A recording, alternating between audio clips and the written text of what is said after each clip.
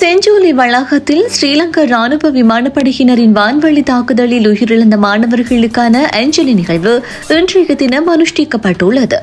முல்லைத்தீவு வள்ளிப்புனம் இடைக்கட்டு பகுதியில் அமைந்துள்ள செஞ்சோலை வளாகத்தில் பயிற்சிக்காக சென்றிருந்த மாணவர்கள் மீது இலங்கை விமானப்படை நடத்திய தாக்குதலில் உயிரிழந்த பாடசாலை மாணவர்கள் 53 பேர் மற்றும் பணியாளர்கள் 4 பேரினதும் 19ஆம் ஆண்டு நினைவேந்த நிகழ்வு வான் தாக்குதல் இடம்பெற்ற இடத்தில் இன்றைய தினம் அனுஷ்டிக்கப்பட்டுள்ளது.